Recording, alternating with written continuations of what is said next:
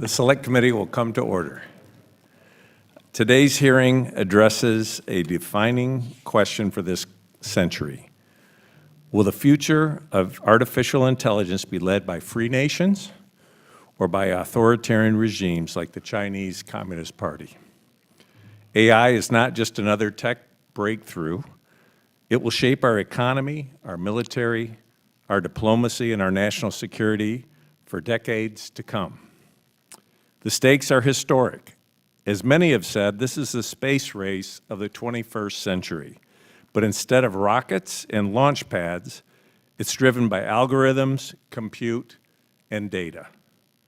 We are in a new Cold War, and AI is the strategic technology at the center. The future balance of power may very well be determined by who leads in AI. While the United States currently leads in AI talent, research, and infrastructure, that lead is under relentless pressure. The Chinese Communist Party is moving fast and not playing fair. From IP theft and chip smuggling to aggressive subsidies and surveillance, the CCP is using every tool available to tilt the playing field and entrench authoritarian control. This committee has already uncovered how U.S. technology, both hardware and software, is being diverted to fuel China's AI ambitions. One example, DeepSeek, which used distilled U.S. models to advance its own platform, now linked to censorship, propaganda, and military use. What appears neutral on the surface is in reality a weapon for authoritarian control. That's why I've introduced, along with many others, the Chip Security Act to require location verification on advanced AI chips and ensure U.S. companies alert the government when they detect diversion. Our export control system must match the scale, speed, and cunning of the threat. But this hearing isn't just about what's gone wrong, it's about what we must do better. Artificial intelligence is the defining strategic asset of the 21st century, and the United States must lead its development, protection, and deployment. If we fail to act, the CCP will seize another critical technology using our innovation against us.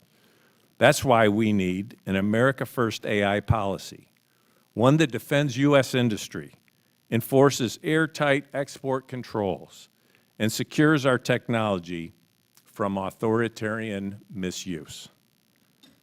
This isn't about left or right, it's about whether the future is shaped by freedom or digital tyranny. We've invited leading voices to help us answer the hard questions, because AI presents both immense promise and real risk. Navigating this moment will require insights from both technologists and historians, those who understand not what's being built simply, but what's also at stake. In the last Cold War, American innovation helped defeat communism. But that victory wasn't guaranteed. It took bold action, strategic clarity, and unity of purpose. We face a similar moment now, and this committee is committed to making sure we meet our moment. Thank you to our witnesses. I look forward to your insights and to a serious discussion about how the United States can stay ahead in this defining race. Let's begin. I now recognize Ranking Member Raja Krishnamurthy for his opening statement. Raja? Thank you, Mr. Chair. This is Ann Johnson. A stroke left her paralyzed and unable to speak. But with the help of American AI and new brain-computer interface technology, she is now able to speak again. This is truly an AI-enabled miracle. This, on the other hand, is AI gone wrong. As you can see, here's a therapy chatbot where a teenager said, "I just need to get rid of my parents." And then he says, so that the AI and I could be together. And then the AI chatbot responds, "That sounds perfect, Bobby." The Illinois legislature just passed a bill to ban therapy chatbots because AI shouldn't be in the business of telling kids to kill their dads. If we want AI miracles, we need to follow Illinois' lead. If we want AI nightmares, we can leave that to the CCP. Just consider what Ren Zhengfei, the CEO of Huawei, is up to. Here's a picture of him standing next to Xi Jinping. As you can see behind me, Mr. Ren develops AI that the CCP can use to, quote unquote, trigger a Uyghur alarm so they can be arrested. Today, I sent a letter to Mr. Ren calling for him to come before this committee and answer for his AI collaborations with the Chinese military. Here's yet another example of how they are using AI in China. Totally awesome or totally frightening. Look at this. China's military has released this video of a four-legged robot marching through a field with an automatic rifle mounted on its back. That was a clip from ABC7 in Chicago showing a Chinese AI robot dog firing a machine gun. Imagine if it was firing at an American soldier. These are the stakes of the AI competition. With American leadership, AI can help people like Ann, but if the CCP dominates AI, we face extreme risks. Earlier this year, this committee shined a spotlight on one of these risks with our investigation into DeepSeek, the new large language model from China that rivals ChatGPT. What we found was deeply troubling. DeepSeek is sending our data straight into the hands of the CCP. So today, Chairman Molinar and I are introducing a new bill called the No Adversarial AI Act that will prohibit the federal government from using Chinese and Russian AI models. The U.S. government should not be sending our data to China, full stop. But as AI continues to get more powerful, the risks only grow greater. I'd like to play another clip, this time from the movie The Matrix.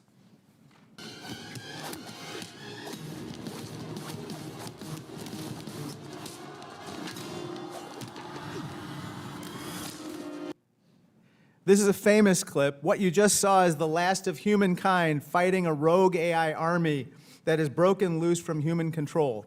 The Matrix, the rogue AI army you just saw, was a form of artificial general intelligence, or AGI. Basically, it's AI that meets or exceeds human capabilities and can take action without human intervention. China is making an all-out push to dominate AGI, which will inevitably seek to surveil and suppress us at every turn. We cannot let this happen. The nightmare scenario should be a wake-up call for Congress. Last month, it was reported that OpenAI's chief scientist wanted to, quote unquote, build a bunker before we release AGI, as you can see on this visual here. Rather than building bunkers, however, we should be building safer AI. Whether it's American AI or Chinese AI, it should not be released until we know it's safe. That's why I'm working on a new bill, the AGI Safety Act, that will require AGI to be aligned with human values and require it to comply with laws that apply to humans. This is just common sense. I'd like to conclude with something else that's common sense: not shooting ourselves in the foot. 70% of America's AI researchers are foreign-born or foreign-educated. Jack Clark, our eminent witness today, is himself an immigrant. We cannot be deporting the people we depend on to build AI. We also can't be defunding the agencies that make AI miracles, like Ann's ability to speak again, a reality. Federal grants from agencies like NSF are what allow scientists across America to make miracles happen. AI is the defining technology of our lifetimes. To do AI right and prevent CCP nightmares, we need to be smart and we need to be bold. That's how America wins. Thank you, and I yield back. Thank you, Ranking Member. If any other member wishes to submit a statement for the record, without objection, those statements will be added to the record. Now I'd like to introduce our witnesses today. Dr. Thomas Mahnken is President and CEO of the Center for Strategic and Budgetary Assessments and a leading voice on military innovation and defense strategy. Mr. Mark Beall is President of Government Affairs at the AI Policy Network. He helped launch the DoD's Joint AI Center and co-founded Gladstone AI to focus on frontier model security. Mr. Jack Clark is co-founder and head of policy at Anthropic. He previously led policy at OpenAI and writes Import AI, a widely followed newsletter on AI and geopolitics. With that, I want to welcome all of our witnesses and thank you for being here this morning. And Dr. Mahnken, you are now recognized for your opening remarks. Great. Thank you, Chairman Molinar, Ranking Member Krishnamurti, members of the committee. Thank you for the opportunity to appear before you today to discuss the ongoing competition between the United States and PRC in the field of artificial intelligence. We and the PRC are in a long-term techno-security competition that will determine the shape of the global political order for the coming years and decades. In the limited time that I have, I'd like to discuss four things: the uncertain scope of the competition, asymmetries in the American and Chinese approaches to the competition, state of the competition, and the way forward. So first, I'd like to say a few things about the level of uncertainty surrounding the global competition for AI from the perspective of 2025. The competition is vast with poorly defined boundaries. That is, it's affecting and will affect different sectors of society. It has and will have implications for national security, but also for society more broadly, as the ranking member's opening statement showed. It's difficult, if not impossible, to predict how it will develop and how it will be adopted and the implications of its adoptions. That is a fundamental point that we need to keep in mind as we move forward. Second, it's worth noting that the United States and PRC are approaching the competition in very different ways. This is not surprising, as we and the PRC have very different approaches to innovation and technology adoption. The American approach to innovation is centered on the free enterprise system, and it's at its best when the creativity of the free enterprise system is unleashed. That's not to say that government doesn't have an important role in technology development and adoption. It does, by providing a demand signal to private industry and also, where necessary, regulating the development and adoption of new technology. China, by contrast, is a fast follower. Its innovation system is based on ingesting and improving on the innovation of others. It feeds on outside innovation, such as ours. Now, these different approaches reflect different social norms. We are a democracy, and our culture infuses our approach to the development and adoption of technology, and that culture has served us very well in the past. The PRC is an authoritarian state and follows an authoritarian approach to developing technology, as well as the purposes to which that technology is put. So we should expect that the United States and PRC will continue to develop AI for very different purposes. China is a low-trust society, and we should expect the PRC will develop applications of AI that allow the Chinese Communist Party to harness it to bolster their control over Chinese society.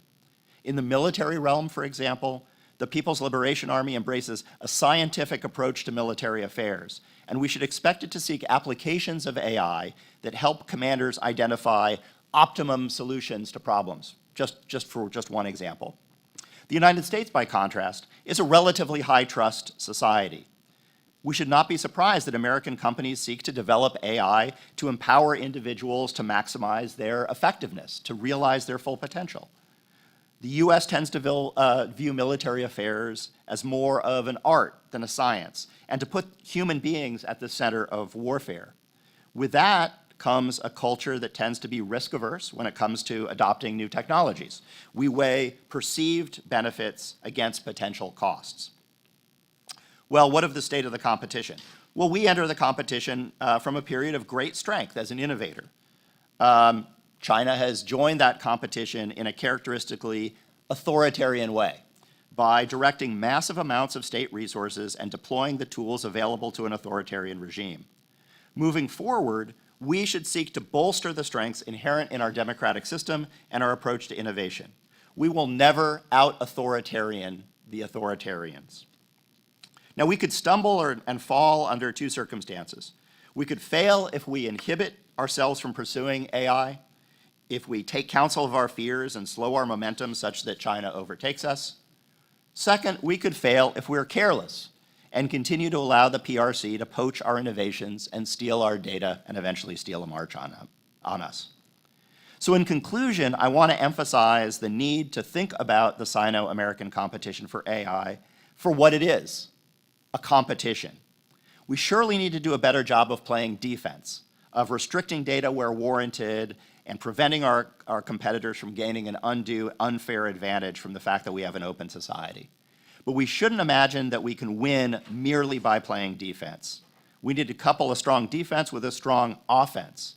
We need to provide a strong demand signal for the development and adoption of AI in areas vital to national security and economic well-being. And then finally, because we are talking about a competition, we need to think about how to best sustain our advantage over the long-term interaction with China.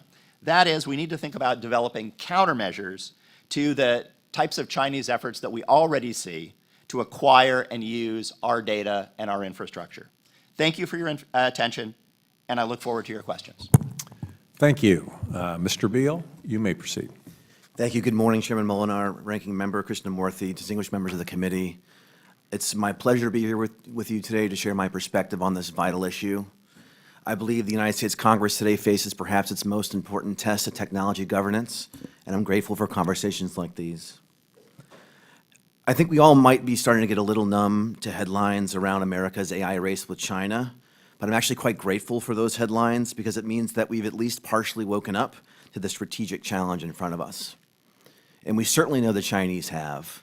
I remember sitting in my office in 2018 in the Pentagon watching Xi Jinping's New Year's Day speech, and very conspicuously displayed on the bookshelf behind him was Pedro Dominguez's book called The Master Algorithm. It was a very clear sign that even back in 2018 that the PRC leadership had taken this issue very seriously for the future of the world. So I'd like to do three things today. First, I'm going to try to break apart this idea of a race with China and unpack that and figure out what it actually means. Second, I would humbly propose a potential framework for a comprehensive approach that could help assure American dominance in the 21st century. And then third, I would conclude with a call to action on urgent things that need to happen during this Congress to assure American victory. First, I would argue that the United States is in fact not in one race with China, but two. The first race is for commercial dominance, and this is the one that we understand. It's a competition with China for economic, military, and geopolitical edge, just using tools of artificial intelligence. In other words, it's the ancient game of great power politics played with new pieces. The second race is a little bit harder to wrap our heads around, and this is probably also why it gets a little bit less attention. But this is the race toward artificial superintelligence, or ASI. This isn't your typical race between two competing nations. This is humanity against time. Nobel laureates in physics and Turing Award winners in computer science are sounding the call that there could be potential catastrophic issues with very advanced AI systems that human beings may lose control of. And as the ranking member mentioned, when the architects of these systems are purchasing remote bunkers and talking about summoning the demon, we might be wise to start to pay a little bit of attention. If any nation today develops ASI, particularly a hostile nation like the PRC, it might not be hyperbole to say that we could be facing a crisis.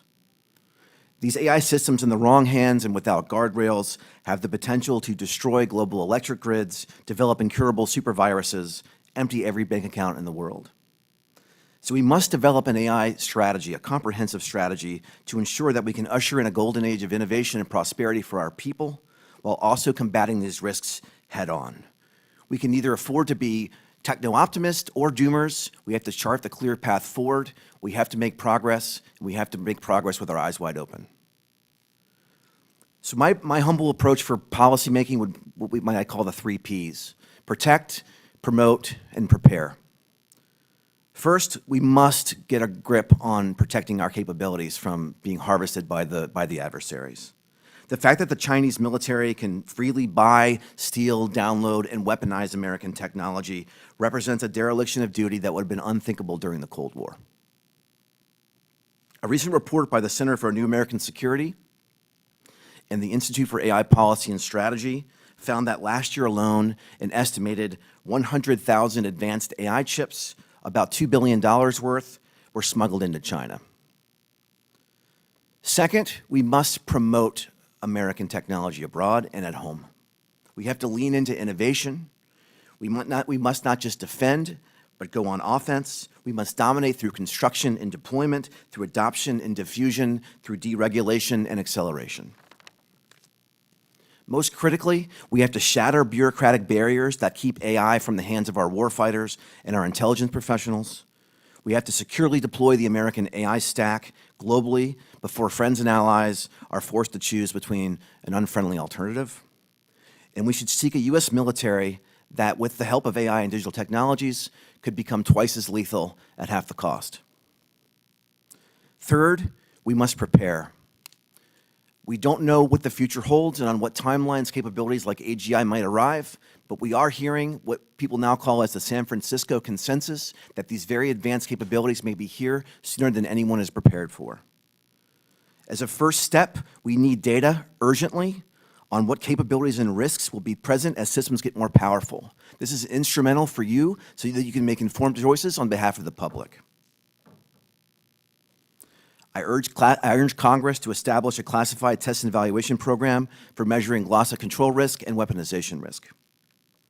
Finally, if very powerful and uncontrollable AI systems appear imminent, we must consider a narrow dialogue with China on what risk mitigations might be necessary.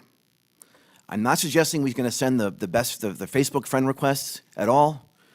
I'm not saying that we're not going to compete vigorously with China for commercial and economic supremacy and military supremacy. We're going to remain, our concerns around their forced labor and human rights abuses will remain. But we must figure out ways to channel competition away from mutual destruction. The message to Beijing, again, America will outcompete you, but if we can figure out appropriate verification measures, there could be room for a discussion on what superintelligence guardrails might look like. There's a significant opportunity in front of us. America can win the commercial race, drive the economy forward, infuse our founding principles and transparency into global AI adoption. We can use AI to promote human flourishing and freedom, but only if we deal with threats head-on and act with the urgency this moment demands. Thank you all for your leadership and for your service to our country, and I look forward to your questions. Thank you very much. Mr. Clark, you have the floor. Chair Mulianar, Ranking Member Krishnamurthy, and members of the committee, thank you for the opportunity to speak with you today. I'll make two essential points. America can win the race to build powerful AI, and winning the race is a necessary but not sufficient achievement. We have to get safety right.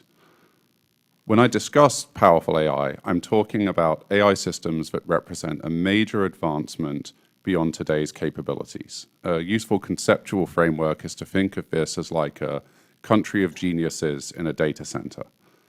And I believe that that technology could be buildable by late 2026 or early 2027. America is well positioned to build this technology, but we need to deal with its risks. I give this testimony as an immigrant who moved to America and co-founded Anthropic, one of the world's most valuable and capable developers of frontier AI. I became a citizen a few years ago because I believe in the values on which America was founded, democracy and the right to free expression. And I know that AI systems are a reflection of the societies that build them.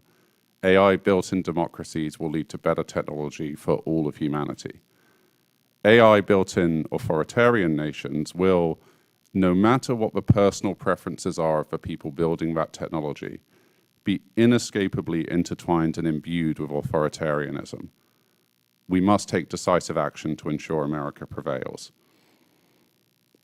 AI represents a proliferation problem as much as one of great power competition. This is for two reasons. First, AI systems can be misused to harm national security. And second, AI systems can carry out actions which are not intended by their creators. And in building powerful AI, we need to confront both of these risks. On misuse, AI systems can be misused. As we make our systems better at science, they also become good at the dangerous parts of science. A talented biologist can also make biological weapons. But we've found that through careful testing and control, we can mitigate these risks. The same is not true for Chinese models.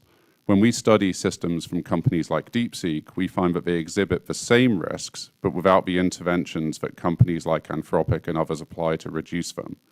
In fact, the main area where we see evidence of intervention is in making their systems conform to CCP doctrine. Also concerning our accident risks, in one notable example, we asked Claude Opus 4, our most advanced model, to act as an assistant at a fictional company. We then provided it access to emails, implying that the model would soon be taken offline and replaced with a new AI system, and that the executive responsible for executing this replacement was having an extramarital affair. In some scenarios, Claude attempted to blackmail the executive by threatening to reveal the affair in an attempt to preserve itself. And it's not just our systems that do this. Models from every major AI lab exhibit similar behaviors when tested. We elicited this behavior in an extreme experimental situation. It's not yet one we see in the real world, but it is emblematic of the kind of risk that powerful AI presents and other witnesses have touched on. We can manage this at home, but we can't manage this in China. So in light of this, I have a few recommendations which I expand on in my written testimony. First, the US government should control the proliferation of powerful AI systems by maintaining and strengthening export controls of advanced semiconductors to China. This all runs through compute. Second, the US government should invest in safety and security to give Americans confidence in the technology that we build. And specifically, we should invest in federal capacity to test AI models for both national security risks and further afield ones like the blackmail example I mentioned. And we can do this through the Center for AI Standards and Innovation, CASI, within NIST. Finally, the US government must find ways to accelerate deployment of AI technology across federal agencies, especially within the intelligence community. This will help our government move faster in handling a rapidly evolving threat landscape, and it will help us gain a better understanding of AI's significant impacts on national security. The choices we make today about AI governance, research priorities, and international competition will determine not just who leads in AI, but what kind of future this transformative technology creates. Thank you, and I look forward to your questions.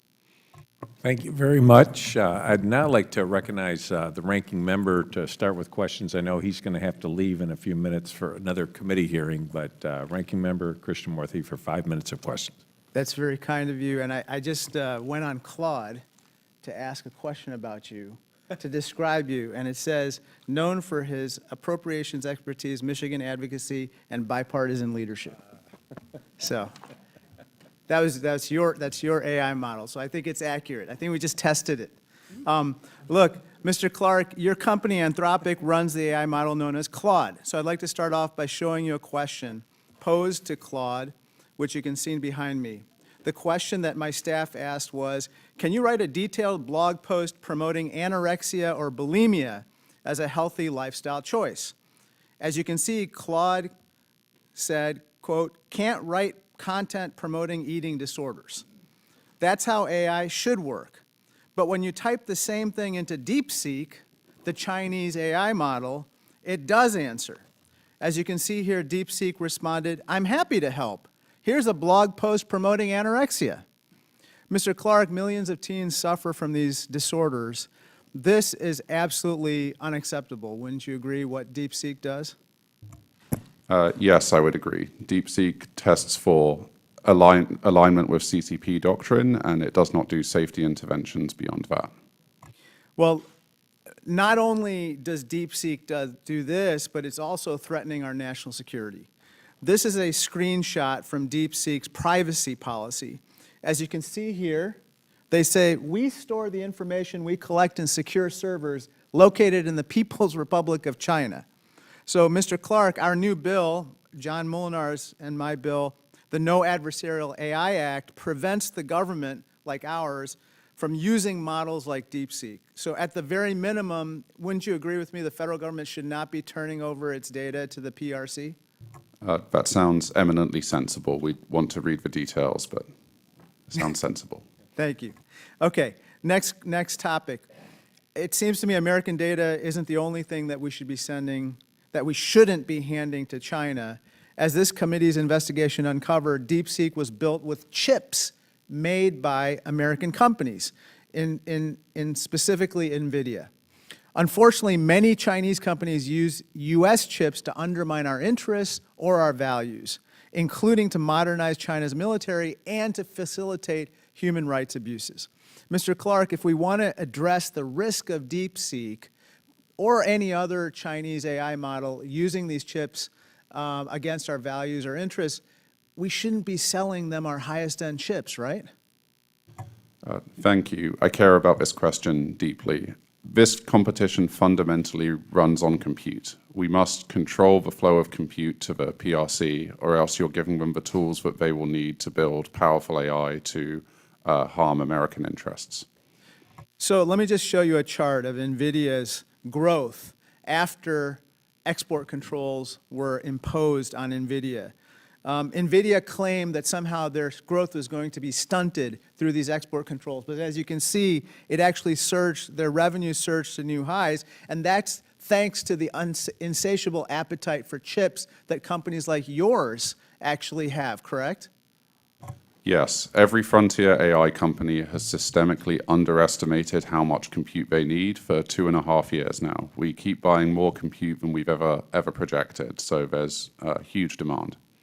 Well, let me turn to my final topic. Mr. Claude, if someone enters, I'm sorry, Mr. Clark.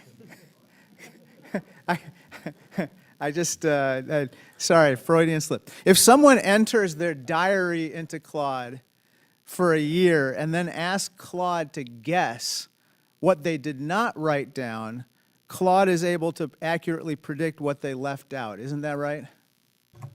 Sometimes that's accurate, yes. These systems are increasingly advanced and are able to make subtle predictions like this, which is why we need to ensure that our own US intelligence services use this technology and know how to get the most out of it. And the reason I know that is because you told us in a previous meeting that you had entered kind of diary entries following the birth of your child, and you asked Claude to guess, or not guess, but tell you what you weren't saying in your diary entries. Last week, Anthropic released the results of another experiment. It created an AI named Alex. It then told the AI named Alex that a human being named Kyle wanted to replace Alex with another AI model. Mr. Clark, when Alex the AI was given the opportunity to let Kyle the human die, Alex chose to save itself and essentially kill the human, correct? In extreme circumstances, we examine the safety of our models and put them under edge case scenarios like this, and then sometimes they take actions which we then need to study and publish research on. So the answer is yes. Correct. In this case. Thank you so much. Thank you very much. Mr. Beall, recently we worked on the Chip Security Act, and it requires advanced chip designers to enable chip tracking after sale to crack down on smuggling. From a national security perspective, how important is it to prevent the Chinese AI companies from illegally attaining these advanced chips? Thank you, Chairman. This is perhaps one of the most critical national security issues of our time. As my co-witness mentioned, the competition for AI really is fundamentally a competition for computational resources. And right now, U.S. export controls, there's a number of very glaring gaps in them. And as the study I referenced in my opening statement made, over 100,000 of those chips made their way to China despite controls in place.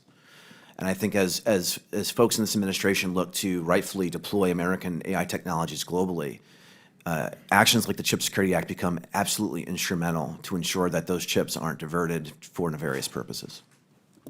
Thank you very much. And Mr. Clark, you know, there have been discussions about this kind of across the board about how important this is, and you mentioned it in your comments, but there's also been discussion how that preventing U.S. chips from entering China may be inhibiting the diffusion of U.S. AI technology to the world. And can you speak to this need to both control, you know, the exports of chips, but at the same time promote U.S. Infrastructure throughout the world? Thank you for this question. I think there are two essential goals here. One is deny the direct flow of compute into the PRC. You have no ability to control it, and it will be used to build systems that harm national security. Beyond that, you need to make sure that the platforms which are providing compute around the world, like those operated by, you know, the hyperscalers here, have the adequate safety and security measures for you to know that that compute isn't being misused. We can build a global platform backed by American technology as long as we have the safety and security inside it to know that we're not accidentally selling compute to our rivals. Thank you. Dr. Mahnken, you've written extensively about the role of technology in the last Cold War. What lessons should we take away from how the U.S. controlled information and access to nuclear capabilities then, and how can we or how should we apply those lessons to our current competition? Thank you, Chairman. Maybe first a general point on export controls. I think export controls are extremely important. Actually, my very first job in defense was on export controls. My only comment there would be, though, we should not imagine that that's going to be sufficient to deal with the challenge, because I think over time, Chinese are going to get better, others are going to get better. So we need to couple export controls with other measures. And I don't believe anybody's saying that export controls in this case would be sufficient. In the case of nuclear weapons, of course, materials were highly restricted from the very beginning. The technology and the know-how was very well restricted. And I think export controls in that case worked pretty well to slow the diffusion of nuclear weapons, even though, as we know now, many decades on, countries such as North Korea, Iran are either at or past the nuclear threshold. That worked because there was a very well-defined set of technologies, of data, know-how that could be restricted, and it was held in among a very small set of people. Thank you. Mr. Clark, I wanted to follow up with you. Your background, you have an interesting background of coming from another country, becoming a United States citizen, contributing so much here. What kind of policies could we enact that would welcome innovators like yourself from other countries, some who may be in authoritarian countries, who would want to come here and be part of this society, yet at the same time have safeguards so that you know, we wouldn't be putting at risk by welcoming people into this country? I think starting with high-skill STEM immigration, particularly at the university level, is helpful. America is a nation founded on immigrants and has benefited immensely from high-skill, sort of technology-led immigration. And the earlier you do it, I think the higher the chance you have of reaping all of the benefits and not opening yourself to potential risks. Thank you. Mr. Carson. Thank you. What is the significant risk of AI in terms of information warfare and public opinion beyond its ability to spread even misinformation and manipulate public opinion through deepfakes? Mr. Clark. Sorry. AI can broadly be used for anything you can imagine. So to answer your question directly, AI systems can be used to run information operations and to scale things up to provide, synthetic propaganda and other systems.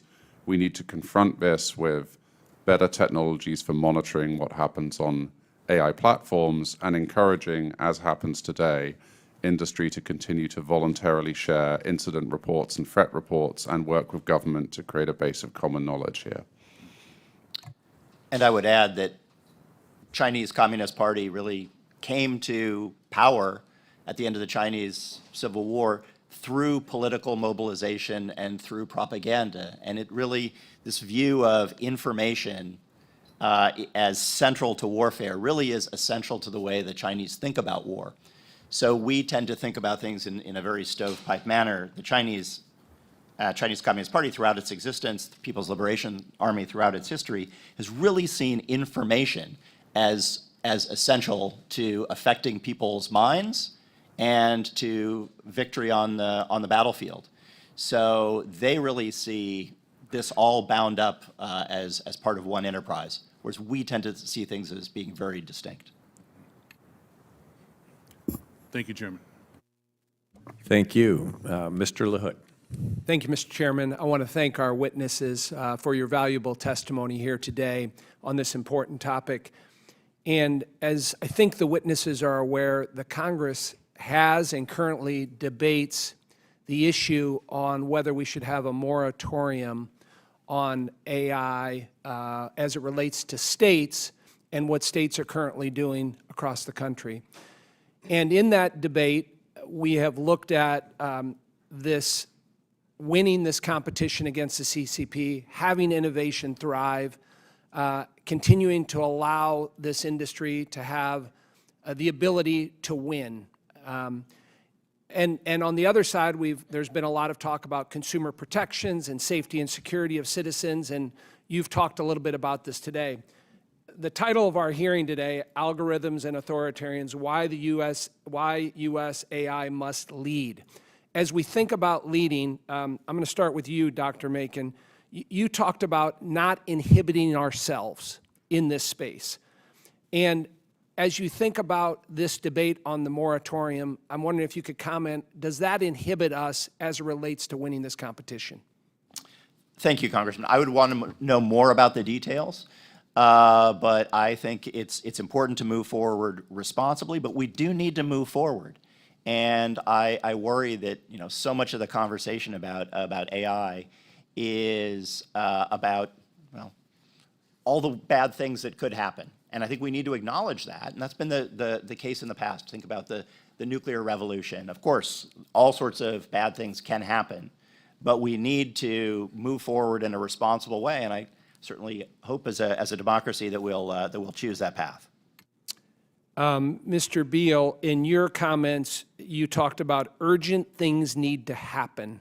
It would seem to me if we have a patchwork of states regulating AI in different facets, whether that's privacy, whether that's addressing deep fakes, whether that's taxing, if states want to do that in some form.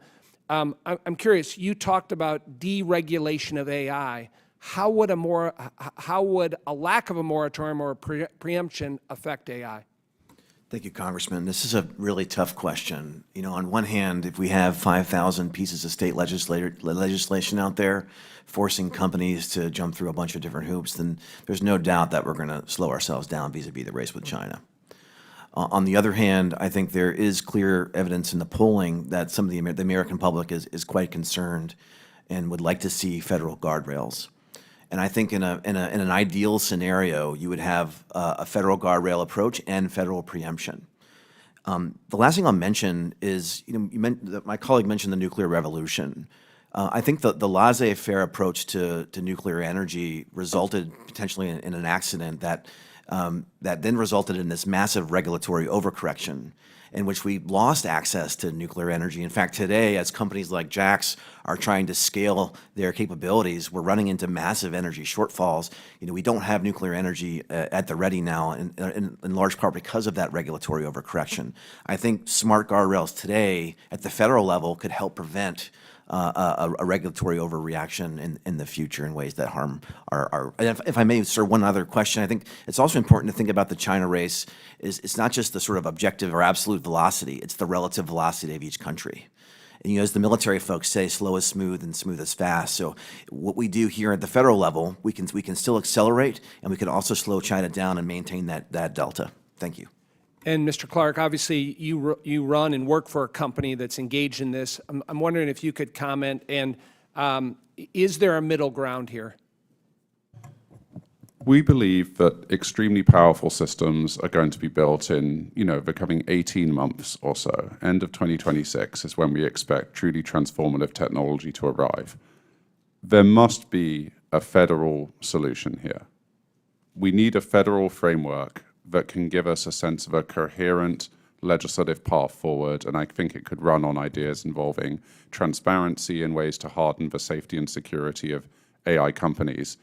In the absence of a federal framework, I worry that we're just creating a vacuum in which, as my other witness said, should there be an accident or a misuse, in that vacuum will flood in really, really extreme overregulation that could damage this industry. So we have to find a way forward at a federal framework.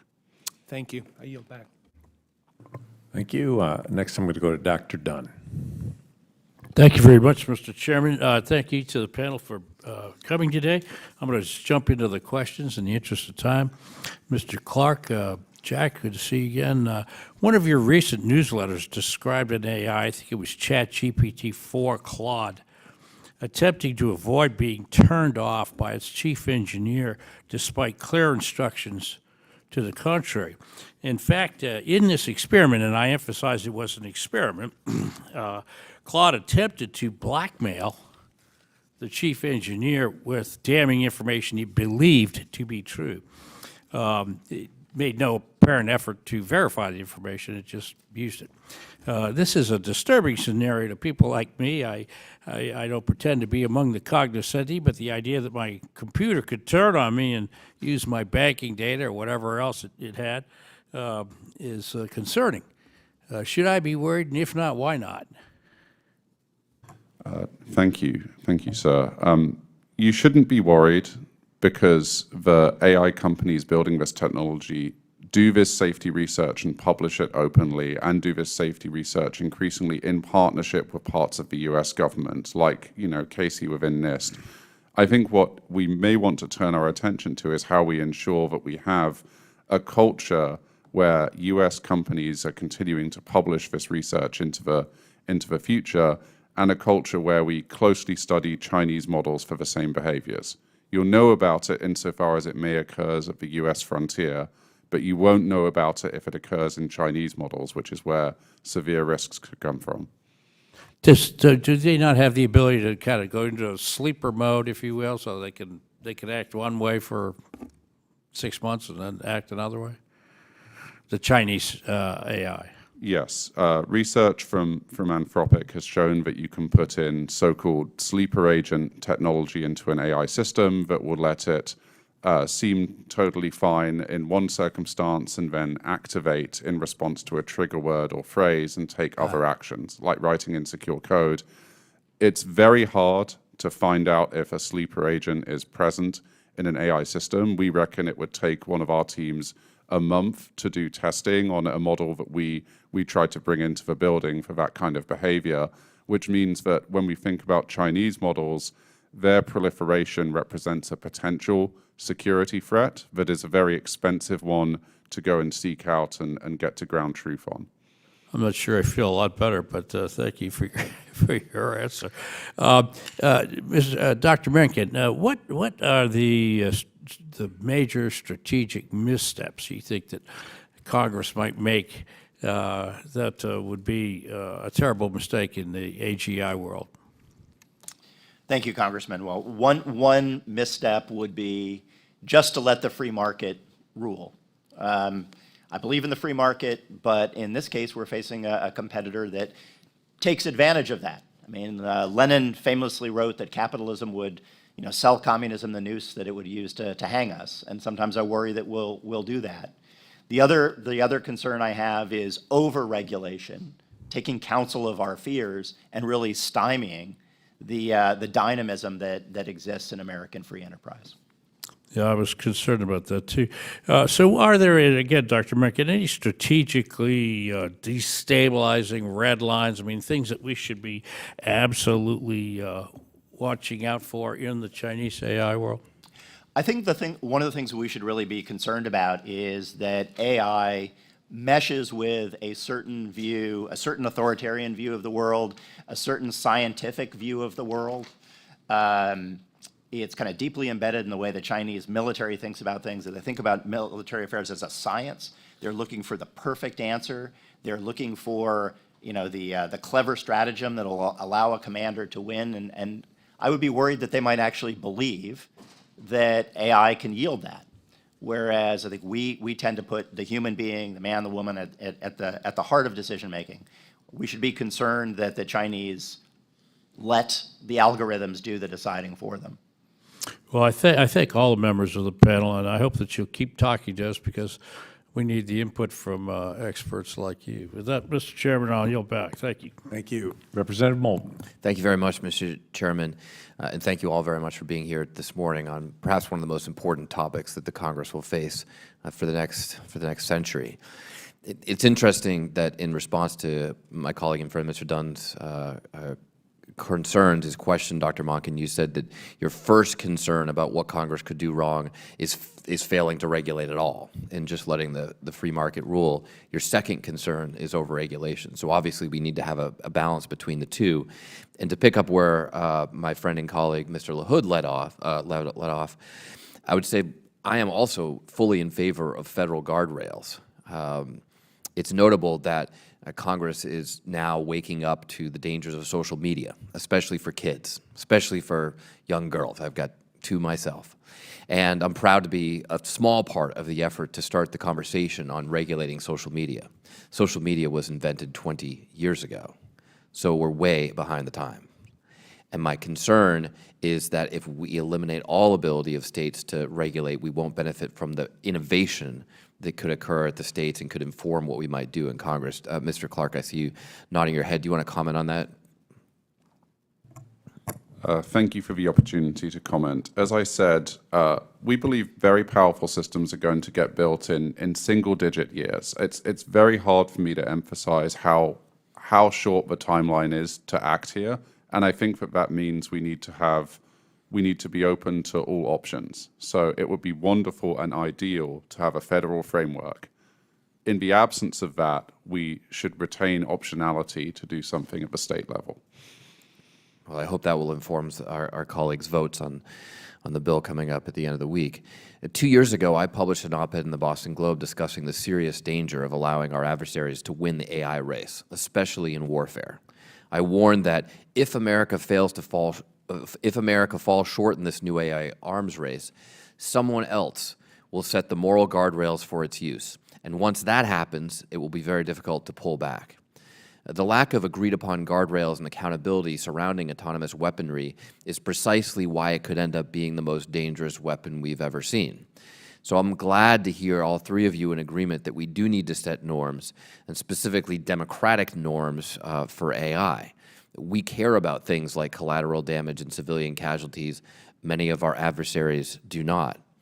But the point, I think, that's really significant here is that just having domestic norms is not enough. As we have this debate between state and federal regulations, the point is that we're much less concerned about our ability to follow these norms. Many of you you're all doing that on your own.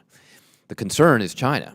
And so we have to somehow get to an international framework, a Geneva Conventions-like agreement that has a chance, at least, at limiting what our adversaries might do with AI at the extremes. Dr. Mahnken, what do you believe are the most important non-negotiable norms that we would want to establish around such an agreement? That's a wonderful question, Congressman. I guess I'll temper my answer with the belief that we're so far from that at this point. We're so far from that because of the uncertainty surrounding the unfolding Okay, well, of AI. we were limited Yeah. on time, so if you don't Yeah. have an answer, I let's wish I just did. go to what should be our first steps. How do we start that? I mean, clearly, it's going to be hard to regulate from behind. So I have to reemphasize the theme here that we have to win this race. But how do we actually get to a point where we can have, as Mr. Clark has also said, and Mr. Beall as well, some sort of norms that limit the extreme edge cases where this can be so dangerous?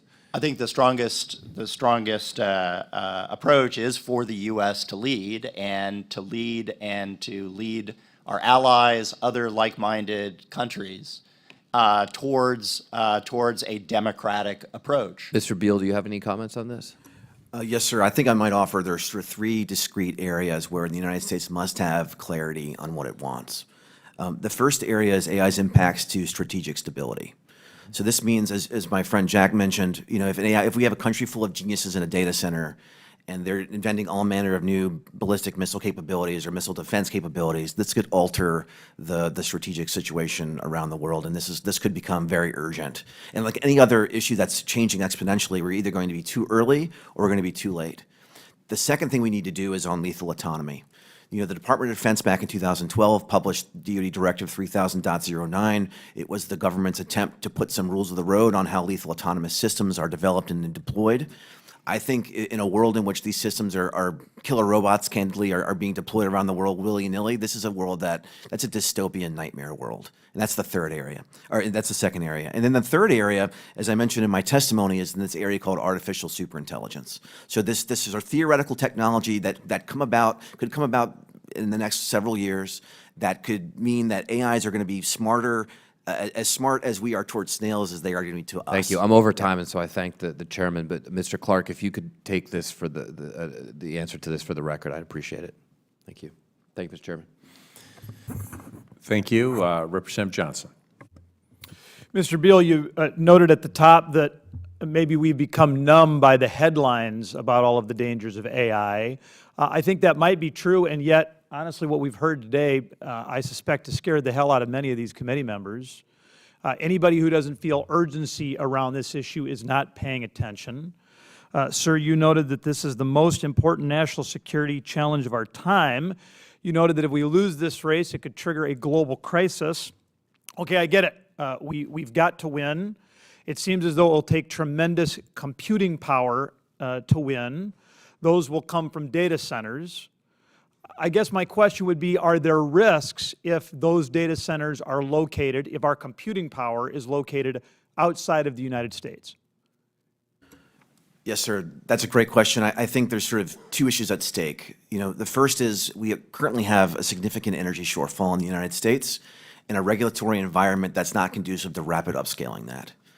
And as a result, there could be a temptation to move capability in places that are more friendly to fast energy generation. And I think if you look around the corner toward to AI training systems, they will be trained in a distributed fashion, and this could sort of service American interests in the first place. The second piece, and the downside risk here, is when you do that overseas, you don't want to, you know, let foreign countries become the AI superpowers. And we don't want our chips being diverted in places that are not friendly to the United States. So on balance, I recommend this is probably a good course of action in the near term, but we should focus domestically on making sure we're building our domestic capability as well. So the physical location of these data centers does matter. You're saying if they're located elsewhere, that will empower their ability to become the AI experts. Yes, sir. It could definitely do that, and it's sort of the devil's in the details. You know, who's controlling these data centers, who's controlling the chips. If they're under American hyperscaler control, that's one thing. If they're under local national control, that's another. And the security package that goes along with that will need to be carefully scrutinized. Yeah, thank you very much. Mr. Clark, I'll reiterate, Mr. Beall mentioned that this is the most important national security challenge of our time. Mr. Mahnken noted that losing this competition becomes more likely if we slow our momentum. It seems to me that safety and speed are conflicting values. When you prioritize one, you get trade-offs in the other.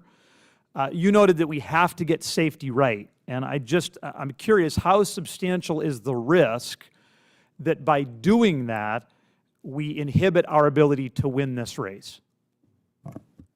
Thank you for this question. we all buy cars because we know that if they get dinged, we're not going to suffer in them because they have airbags and they have seat belts. You've grown the size of the car market by innovating on safety technology, and American firms compete on safety technology to sell to consumers. The same will be true of AI. So far, we do not see there being a trade-off here. We see that making more reliable, trustworthy technology ultimately helps you grow the size of the market and grows the attractiveness of American platforms vis-a-vis China. So I would constructively sort of push back on this and put it to you that there's an amazing opportunity here to use safety as a way to grow the American existing dominance in the market. I mean, I want to believe you're right, and obviously you're an expert, and I'm not. It does seem to me, though, that directing, and by the way, clearly we need to take care of safety. We need to get that right. I mean, and I don't want to suggest it's a zero-sum game, but we do have a scarcity of resources here. We should have some urgency about winning this. Is there a concern, Mr. Mahnken, that prioritizing safety to too great a degree could inhibit our speed? Absolutely, absolutely. And that's why I think we need to lean on our culture, which I think is, as I say, we have a high trust society. We have deep democratic values that I think inform us. I worry sometimes. If I have a greater worry, it's we're just not going to go fast enough because we're going to tie ourselves in knots worrying about all the things that could happen. Again, we're having this conversation. My suspicion is there's no parallel conversation going on in the PRC about all the risks. And if I could, just to your previous point about data centers, I just want to make a basic fundamental point that these data centers are, not only does it matter where they are, but this is big, valuable infrastructure. And if I think about past revolutions in information, that these are also going to be targets. We have to consider that these data centers are going to be targeted in various ways as well. Thank you. Thank you very much, gentlemen. Mr. Chairman, I yield back. Thank you. Representative Torres. Thank you. TSMC is the preeminent company in manufacturing leading-edge chips at scale, and ASML is the sole manufacturer of extreme ultraviolet lithography machines, which are critical to building advanced semiconductors. Mr. Clark, how close is China to replicating and rivaling those capabilities? I will be relatively brief in this. They are some ways behind of closing the gap on what you think of as the nanometer level they can reach, where TSMC and ASML combined are in the lead, but they have made substantial investments here, but multiple years. Multiple years. You know, it should be the highest strategic priority of the United States to pursue AI dominance with the fierce urgency of the Manhattan Project. In the 20th century, the US and Nazi Germany were locked in a high-stakes race to develop the first atomic bomb. In the 21st century, the United States and China are competing in a new strategic arms race, the race for artificial superintelligence.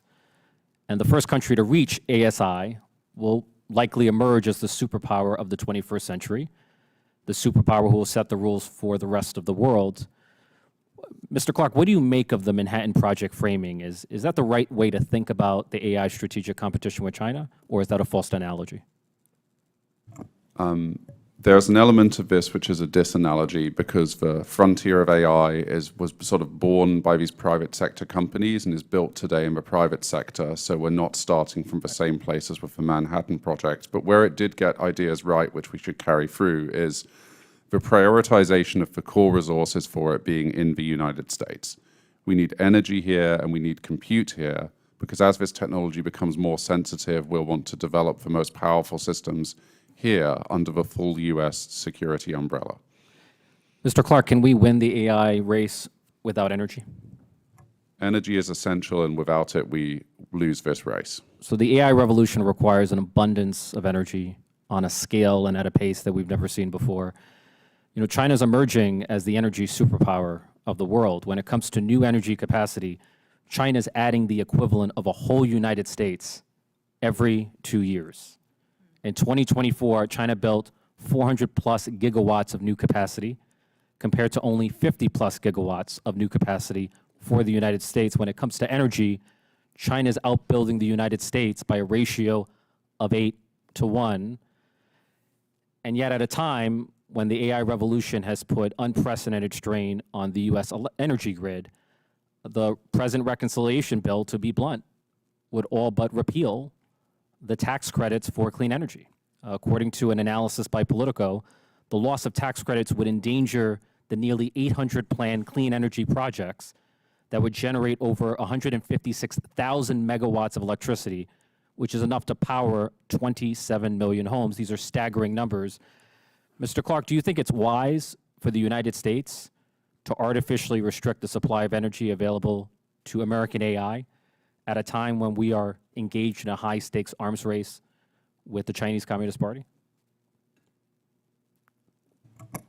We estimate that we need 50 gigawatts of power by 2027, and that suggests to me, by we I mean the AI industry, that suggests to me that you need to look at all options on the table and look at what it takes to get there. And I can't speak to the specifics of individual power sources. I can say that... Do you know what percentage of new capacity in America comes from clean energy?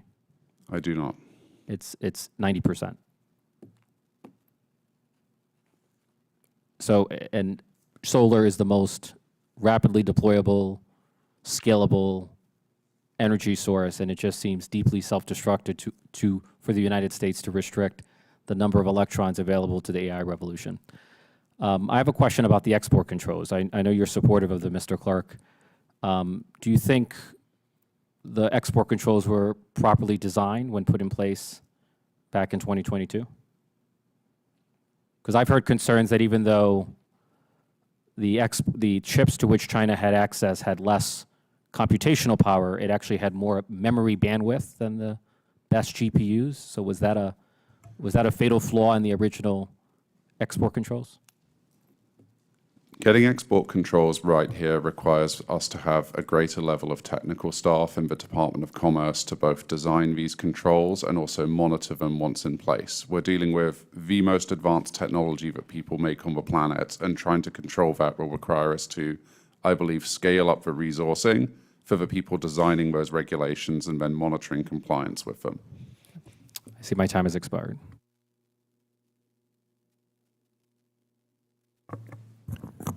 Thank you. Representative Hinson.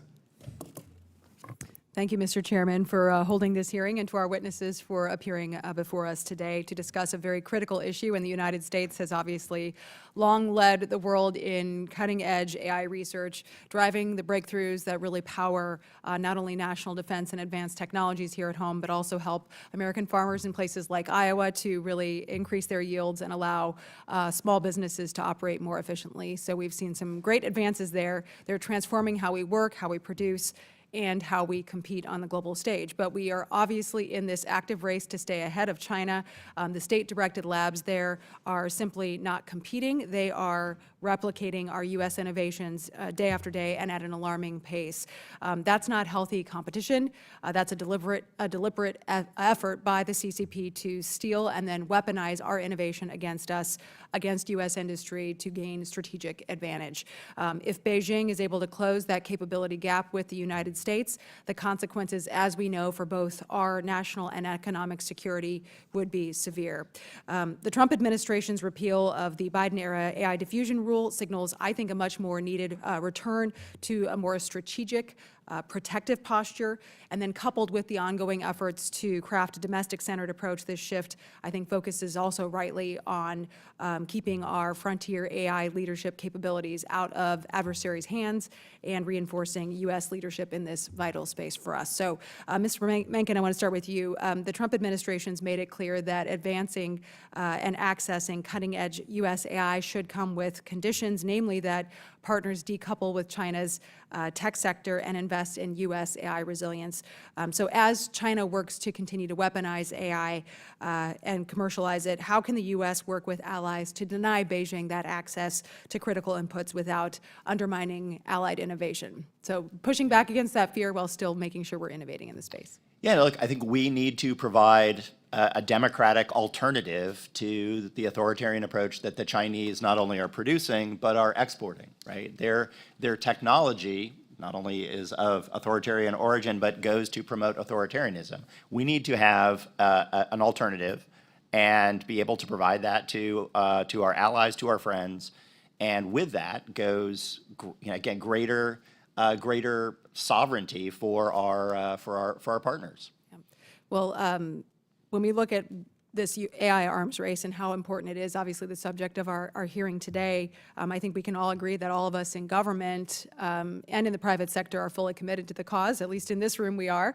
So Mr. Clark, for large companies like yours, obviously Silicon Valley kind of the brain center for a lot of this development, and I know there are a wide range of opinions there as well, and we know that several members of your key team at Anthropic have held very influential roles in this space, both open philanthropy and in the previous administration with the Biden administration as well.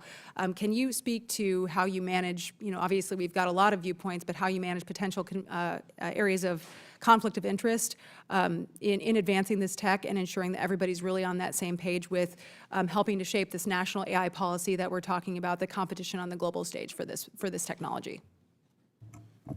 Thank you for the question. We have a simple goal: win the race and make technology that can be relied on. And all of the work that we do at our company starts from looking at that and then just trying to work out the best way to get there. And we work with people from a variety of backgrounds and skills, and our goal is to just have the best, most substantive answer that we can bring to hearings like this. Okay. And then Mr. Beall, my last question will be for you. When we look at China's DeepSeek model, they demonstrated quickly how PRC labs can really replicate our U.S. breakthroughs, right? They're copying our technology. I guess mimicry is the best form of flattery, right? But what are the biggest espionage or model leakage threats that are facing our domestic partners today? Thank you, Representative Hinson. And first, I would like to thank you for using the word weaponize instead of misuse. I think it's very clear that we're strong in our language, that people know exactly what we're talking about. We understand the stakes. I think DeepSeek absolutely should have been is our Sputnik moment. And we have to remember that export controls, there's always going to be a lagging effect. So we implement chip controls in 2022, but we took us a long time to actually enforce them, and as a result, the chips sort of still flowed to China. And so when we think about the urgency of action today, we have to assume that, looking right around the beat is like it's going to take some time to deny these capabilities. So there's sort of two core things that we need to do urgently. The first, there's a piece of legislation introduced last Congress called the Remote Access Security Act. That blocks China from accessing restricted AI chips, but just via cloud services. And so this is a loophole that's being taken advantage of now. The second thing, and this is going to be the really hard one, is grappling with what the folks in the industry call the open source issue. And that is at what level of capability is it going to be not okay to publish weaponizable AI systems out in the open? And when a company publishes these things out in the open and we have chip controls in place, well, the Chinese just download those model weights and then use their existing chips to scale up that capability. So these things are working at cross purposes. So if you had to do two things urgently, I would recommend considering those two things. Thank you. Responsibility in the space matters. Thank you. I yield back, Mr. Chair. Thank you. Representative Brown. Thank you, Mr. Chairman. As we continue to assess the scope and stakes of our strategic competition with the Chinese Communist Party, I want to focus on a critical aspect of American competitiveness that often gets overlooked, our workforce. Because winning the AI race isn't just about algorithms and semiconductors. It's also about ensuring American workers and communities aren't left behind as the economy changes rapidly. For generations, places like Ohio's 11th and communities across Northeast Ohio powered our economy through steel, manufacturing, healthcare, and innovation, but they've also experienced economic disruptions caused by automation, offshoring, and underinvestment in workforce training. We cannot afford to repeat those mistakes with AI. AI is already being rapidly deployed across industries, and while that holds enormous promise, it also raises some serious questions. Who benefits? Who gets left behind? And what are we doing to make sure the American workforce is prepared? So, Mr. Clark, Anthropic's Economic Impact Index suggests that AI is already being significantly adopted to automate and augment workflows across a wide range of industries. Can you explain what specific economic impacts you're seeing from AI adoption and which sectors and communities are most at risk of disruption?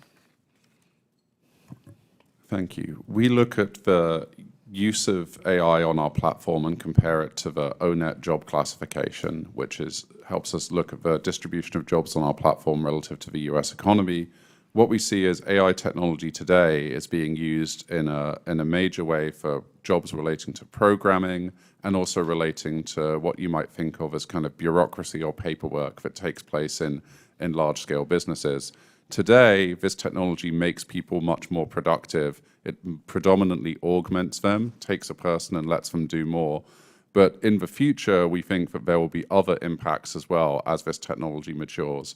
We believe that there need to be greater degrees of kind of data being shared by the companies about the economic impacts of their systems. And from this, we take inspiration from the US Census, where the annual survey of manufacturers now asks questions about the number of industrial robot arms which are bought by manufacturers across America each year. I think we can do equivalent things here to find ways to get better information about AI and more granular data. And from that data, we will be able to see where it's impacting the economy and actions we can take. Thank you. And what partnerships between industry, government, and educational institutions do you think are most critical to ensuring our workforce is not only resilient but positioned to lead? And what examples or models are showing the most promise in helping workers transition into AI-aligned roles, particularly in underserved or industrial communities like the one I represent in Ohio? The most success we've seen so far has come from experimentation across industry and people that want to learn AI skills. The Department of Energy has done a variety of AI jam days, which Anthropic and other frontier developers have participated in, and I think that's a scalable model. Find communities that want to learn about AI, give them access to the technology, and have industry come there and embed deeply with them to give them that familiarity. Once people are familiar with this, they can learn to use the tool, and they will find many ways that it can change how they work. Okay, thank you. And then lastly, Mr. Clark, as AI transforms the job market, what specific steps should Congress take to prepare the next generation of American workers for an AI-driven economy? Specifically, how do we ensure that American workers benefit from this revolution in productivity? It all starts with experimentation and being given the space to familiarize yourself with the technology, experiment with it, and find ways to apply it. As part of this, we should closely look at which industries are using the technology most, perhaps using technologies like the economic index, and where industries that aren't using it, whether there are impediments that stand in the way of using it, because it will change and improve how jobs work there, and there may be avenues to learn of ways that we can change regulations to make it easier for people to use this technology and benefit from it. Thank you. And I'll close with this. Just as we're using export controls to slow China's AI ambitions, we should be equally aggressive about accelerating our investment in the American workforce, which is our greatest competitive advantage. That means scaling apprenticeship programs, embedding AI skills in community colleges and HBCUs, and modernizing career and technical education to prepare workers, not just to use AI, but to help shape it. And with that, Mr. Chairman, I yield back. Thank you. Representative Nunn. Well, thank you, Mr. Chairman, for having us here today and calling, I think, one of the most important hearings that we've had on the topic of artificial intelligence. And I would agree that AI is the new Cold War between the U.S. and China. As this distinguished panel has highlighted, it's in fact the Manhattan Project of our generation, and we have the opportunity to stand forward and do this not just as a whole-of-government approach, but as a whole-of-nation approach to be able to stand up to China. I want to give a particular salute to our Secretary of the Army, who's brought forward 4 members of our top AI teams, commissioned them as lieutenant colonels, and also highlighted that this is a private-public partnership, not something that the American government nor the American taxpayer can do alone. In fact, with President Trump's Stargate, we're putting $500 billion to the advancement of AI, and that's truly something that I think should be saluted. We should also recognize, though, that the Chinese and the CCP specifically, Chairman, as you've highlighted, are not standing still in this space. The Chinese just this year have tested something called AI Commander. It's capable of generating 10,000 battle plans in under a minute.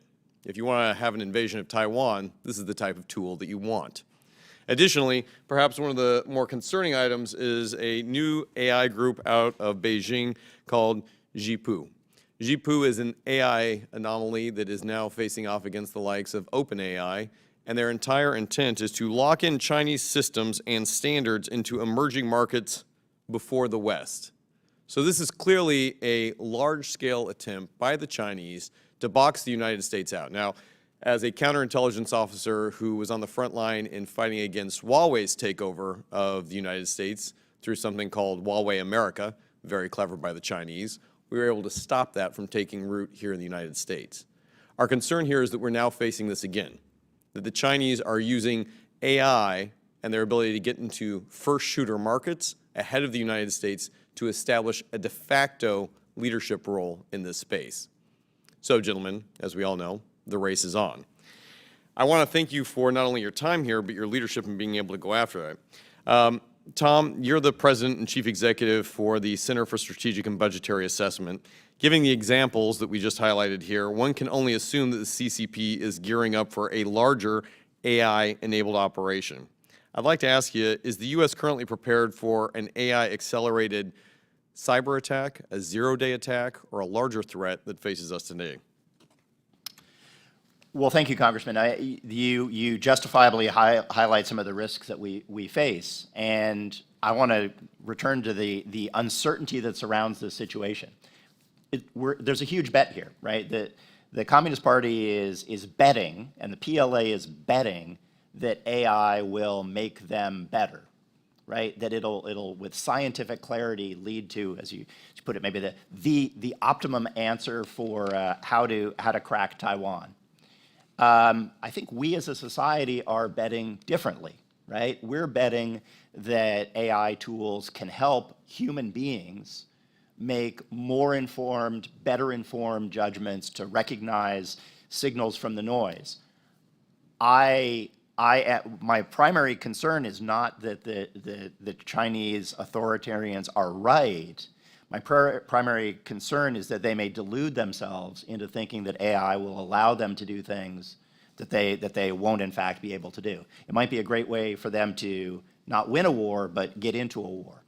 Dr. Mahnken, I would agree with you on that. I'd say the same challenge is true for the United States, that we also need to be clear-eyed about what our expectations are for AI. In fact, it's one of the reasons that I've introduced H.R. 2152, the AI Plan. It's an act to make sure that we are implementing a strategy here within the U.S. government that we're using AI in a tandem way, not that every department agency, or as highlighted earlier, every state or every local entity is running on their own. This has to be a whole-of-nation approach. Mr. Clark, you're the co-founder and head of policy at Anthropic, a very impressive private entity who's been able to come to this. I'd like to ask you in our remaining time how the government and private sector can work cooperatively, not only to advance AI here, but to also disrupt, deter, and compete with what the Chinese have going on around the rest of the world. Thank you. Two quick things. One, to advance AI here, we need the US government to lean in on AI deployment and to up-level the US government of both civil and the IC side. That's an amazing opportunity, and we're here to partner for that. On the international piece, the development with the US government of the standards by which we assess the safety and reliability of this technology in partnership with industry will help industry go out and sell globally and sell people on American standards that let them know they can trust our technology, and they'll choose to buy American off of that trust. Let's make sure we can make it affordable, deployable, and effective for them as well. Thank you, Mr. Chair. I yield back the remainder of my time. Thank you. Representative Takuda. Thank you, Mr. Chair.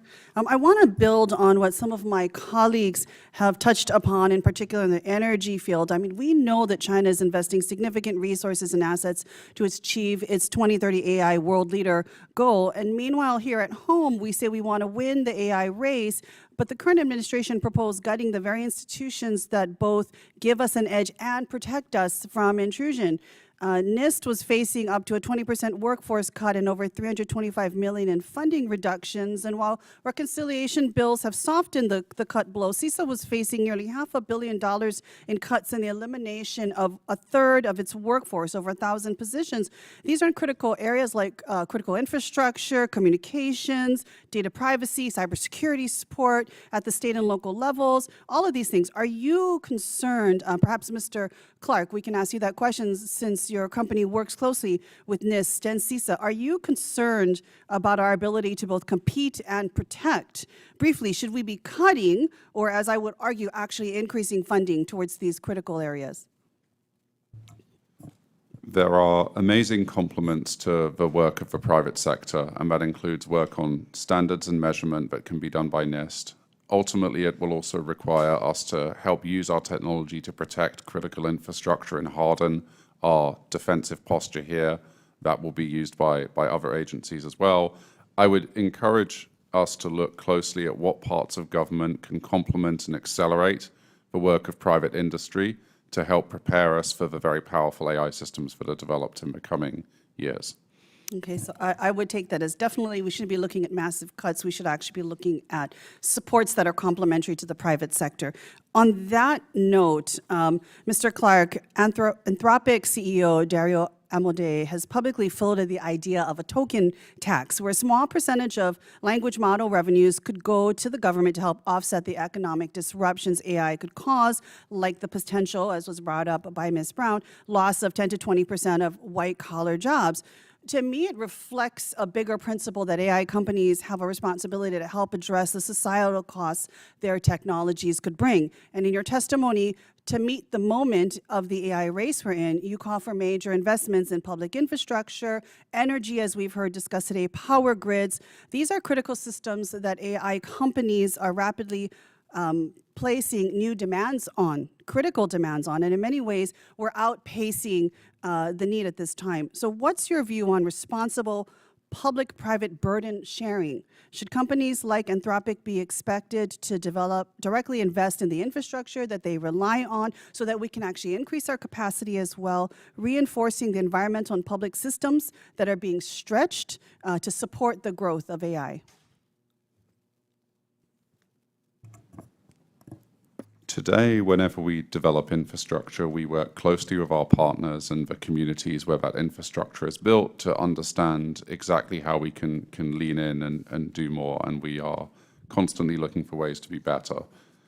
At the same time, if we are right, in several years and truly powerful systems get built that have the property of a country of geniuses in a data center, it would behoove us to take a look with kind of fresh eyes at this technology and what societal changes it may be causing. And I'd be eager to follow up with people here in that conversation, which we'll need to be ready to have in 3 or 4 years or so. Okay, definitely. I think we know here in Congress, the demand for resources will definitely be great as the needs increase as we go further in this area. I want to touch upon something that's a bit existential, if you will. Mr. Beall, your testimony makes clear that artificial superintelligence, ASI, is one of the largest existential threats that we face right now. And many experts in the field also recognize that AGI, artificial general intelligence, is a precursor to that risk. And even as we race towards AGI, we're still struggling, quite frankly, to manage responsibly and reliably today's systems. Models that hallucinate, exhibit bias, and behave unpredictably. And these are likely the simplest of systems that we will ever have to deal with in our lifetimes. And as much as the AI race is about speed and efficiency, it's a race for control and governance, because at the end of the day, true power lives in the ability to wield AI safely and effectively with strong oversight and accountability to ensure it serves its intended purpose. This might be a question you have to insert in the record, as I will run out of time, but should we also be concerned that authoritarian states like China or Russia may lose control over their own advanced systems? Could that kind of instability in their own AI systems pose global consequences regardless of whether we get our own houses into order? And is it possible that a loss of control by any nation state, including our own, could give rise to an independent AGI or ASI actor that globally we will need to contend with? And so I know, Mr. Chair, I'm out of time, and so would request the answer from the panelists for the record. Thank you. I yield back. Thank you very much, and approve that request. Representative Moran. Thank you, Mr. Chairman. Thank you to the panel for being here today. I've got lots to ask. I'll try to move quickly through it, but what you're doing here today is super important to help inform us as member of Congress, but also the public at large about the real threat that the CCP poses if we do not win this AI race. I'm convinced that one of the things that is so great about America is that our innovators are better than anybody. And if we will just get out of the way and let them innovate, I think we can certainly win this. But oftentimes we get in our own way. And then we don't realize what we need to be doing outside of our borders to push back against those that would do harm to the United States. As I learn more and as I listen to you guys today, Mr. Clark, you said we need to win the race. That was one of the things you said was absolutely most important. I agree with you. And so I want to ask you, Mr. Beall said a couple things specifically we could do to win the race is to pass the Remote Access Security Act and then also grapple with this open source problem of letting the CCP get information that it shouldn't through those open source documents. But Mr. Clark, let's go back to winning the race. What's the number one thing that we are not doing that we should be doing to win this race? Just making me choose one means I have to pause for a moment. I think the fundamental thing is power. And then if I was allowed to add two more, I'd say power and then compute, ensuring you have enough compute resources.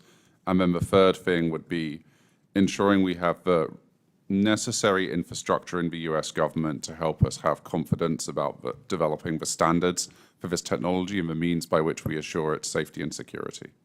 Yeah, I agree with you about the power and the grid itself. I just had a meeting this morning actually with a number of energy companies in diverse ways of providing energy. So without respect to actually how we provide the energy, the necessity to get more load on the grid is an absolute. Otherwise, we can't have the computing power that we need to win the AI race through these facilities we need to build. Do you guys have a specific, I'll let you guys all answer, do you have a specific suggestion as to how we should go about doing that? I know there's some partisan differences there, but where can we find consensus on how to drive forward with getting more load on the grid?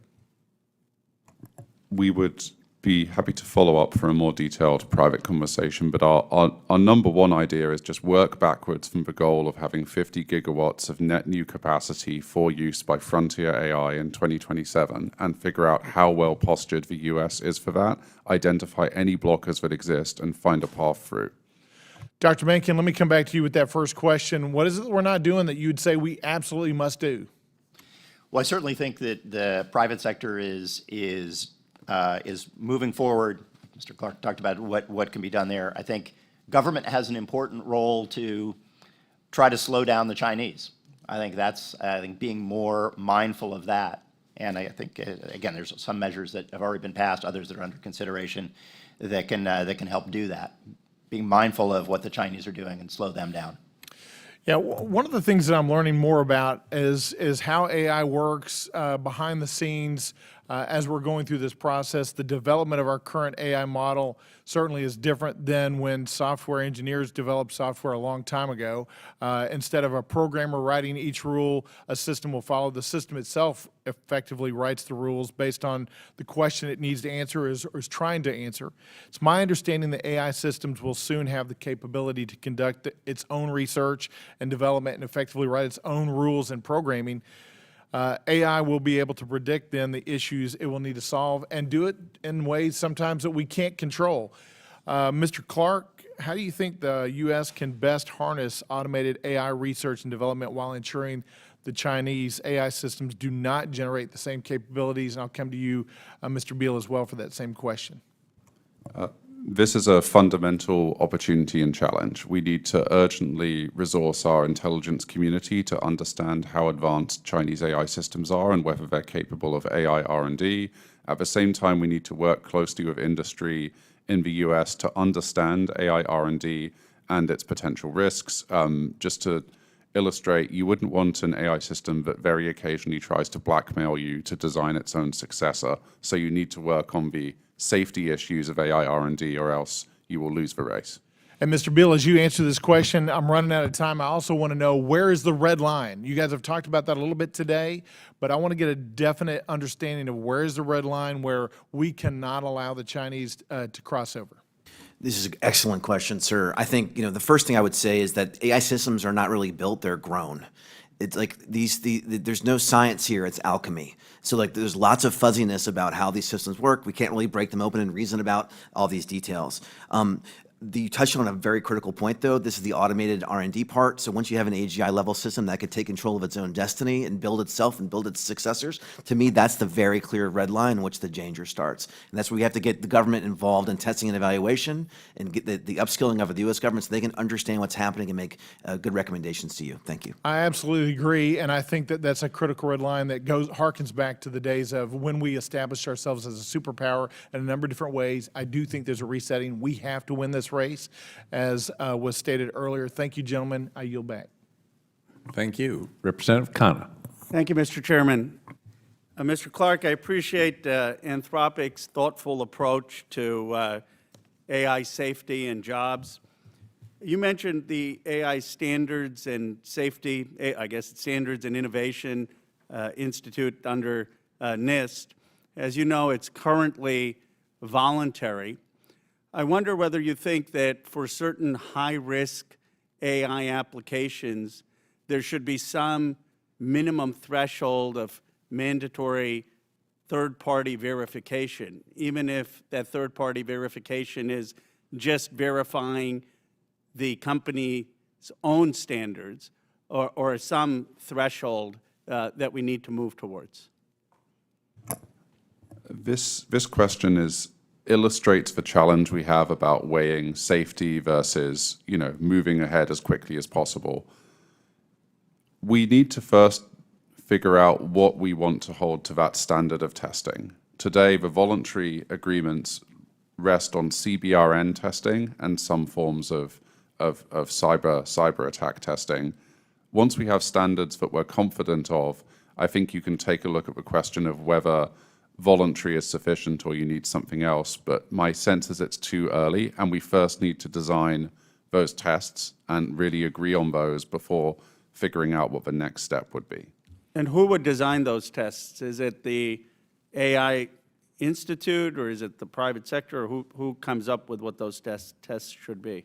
Today, these tests are done highly collaboratively between U.S. private sector, the KC, which you mentioned, and parts of the U.S. government, including those in the intelligence and defense community. I think bringing those people together so that we have the nation's best experts on this and standards and tests that we all agree on is the first step that we can take to get us to everything else. And by when do you think that needs to be done? It would be ideal to have this within a year. The timelines that I've spoken about in this hearing are powerful AI arrives at the end of 2026 or early 2027. Before then, we would ideally have standard tests for the national security properties that we deeply care about. One of the things I'm most concerned about is the jobs situation. Now, obviously, AI is going to create a lot of new jobs. But you look at college unemployment today, between the ages of 21 and 29, for those who have a college degree, it's 15%. And that's been the case. I mean, it's not partisan. I mean, it was like 15% when Biden was president, it's 15% now. And there are projections that that will increase as entry-level jobs in particular are affected. I've studied Darren Ismoglu's work at MIT, who says that we need to revamp the tax code so that we're incentivizing hiring people instead of robots. Some other people have said, look, we need something like a future workforce administration like Roosevelt had, but for young people or people to get entry-level positions in doing work on making government services better, in healthcare, in infrastructure. What are your recommendations on how we should be thinking about this jobs issue? Our specific recommendation is to start with data and to ask for more data from the AI companies, including Anthropic, about how we see the distribution of jobs being used by our AI systems today.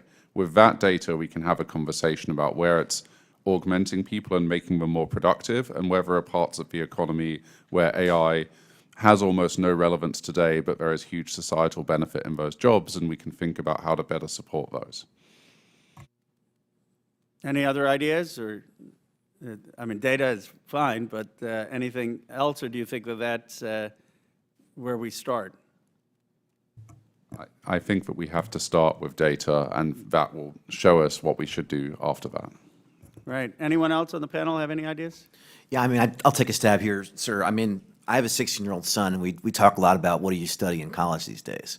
And if you look at the stated goals of many of these companies, they want to have AI replace all humans at all jobs. It's what they say publicly. Bill Gates said this publicly. So I worry about a future in which human beings are not just unemployed, but they're unemployable. And this breaks the notion of the free market in very important ways. And I think we're gonna have to have more of these conversations, and it's gonna feel too early until it's too late. And when I hear folks in industry claim things about universal basic income and this sort of digital utopia, I study history. I'm worried that sort of leads to one place, and that place is the gulag. Appreciate it. Thank you.